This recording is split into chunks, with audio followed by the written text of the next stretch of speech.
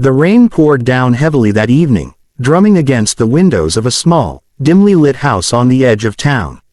Inside, a little girl named Emma sat curled up on the couch, her small hands gripping the edge of a frayed blanket. She was only 8 years old, her dark hair falling into her eyes, and her face carried an expression that no child should ever wear, fear mixed with hopelessness. Emma had lost her mother 2 years ago, and ever since then, life had changed in ways she couldn't fully understand. Her stepfather, a man named Carl, had once smiled at her when her mother was around, but those smiles disappeared the moment she was gone. And now, with his new girlfriend Sandra moving into the house, Emma felt as though she didn't belong at all, like an intruder in her own home. Carl's voice cut through the room like a blade. "I told you already, you're not my responsibility anymore. I can't keep feeding you, not with Sandra and me trying to start a new life. You've been nothing but a burden." His words struck Emma's heart with brutal force, though she barely reacted outwardly. Tears gathered in her eyes, but she kept them from falling because she had learned long ago that crying only made things worse. Sandra, standing by Carl's side with her arms folded, smirked coldly. "He's right, you know. We can't be stuck raising someone else's kid. We need space, and she's just in the way." Emma's small body trembled as she tried to speak, her voice weak and cracking. "But where will I go? Please, I'll be good. I'll help around the house, I promise." But her words meant nothing to them. Carl grabbed her small backpack, the one she used for school, stuffed it with a few random clothes, and shoved it into her arms. "Out," he barked. "You're old enough to figure something out. Don't come back." With that, he opened the front door and shoved her into the rain, her thin shoes instantly soaking through as she stumbled onto the wet pavement. The door slammed shut behind her, leaving her alone in the storm, shivering, her heart breaking in a way that felt like it might never mend. For a long moment Emma just stood there, frozen. She was too young to fully process what had happened, but she knew one thing with absolute certainty: she had been thrown away like she didn't matter.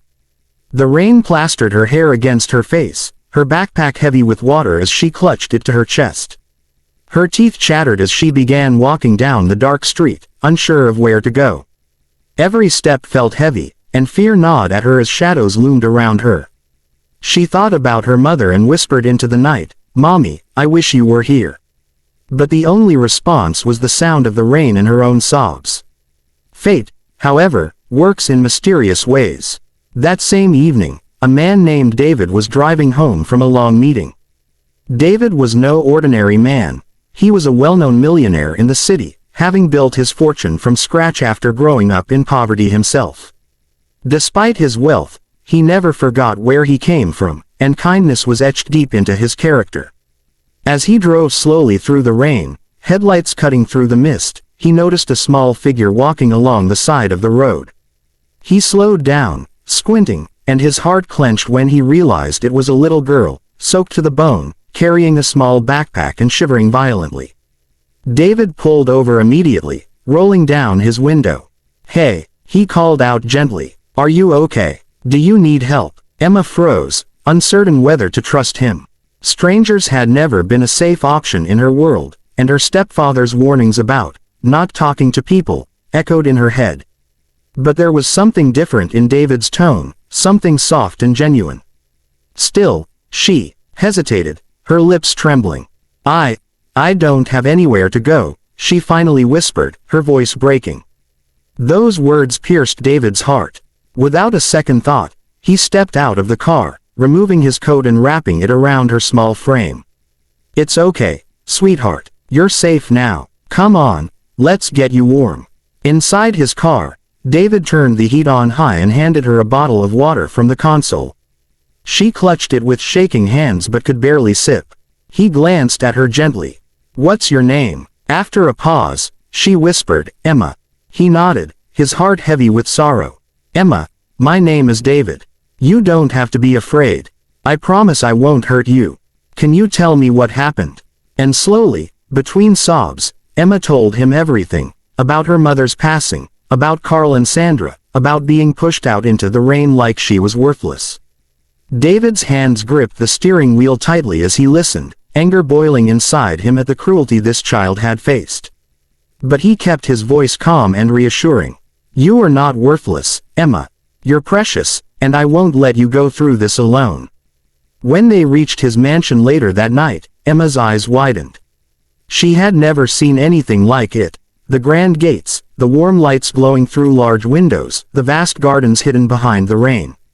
But David didn't treat her like a guest at some fancy place. He treated her like a child who desperately needed care.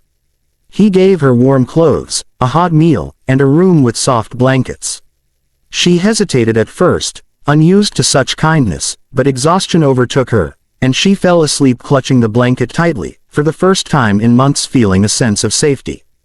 The following days were not easy. David wanted to protect Emma, but there were practical challenges. He wasn't her legal guardian, and Carl still had authority over her. When David confronted him, Carl sneered and said, "If you want her, take her. She's nothing but trouble." That cold dismissal broke David's heart even further, but it also fueled his determination. He hired the best lawyers to fight for Emma's custody, knowing it wouldn't be simple. Emma, meanwhile, struggled with trust. She flinched when people raised their voices, had nightmares that woke her up crying, and often whispered apologies for things she hadn't done wrong. David knew it would take time for her to heal, but he also knew he would never give up on her.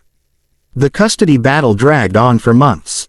Carl and Sandra tried to fight back when they realized there might be financial benefits involved, but David's legal team exposed their neglect and cruelty.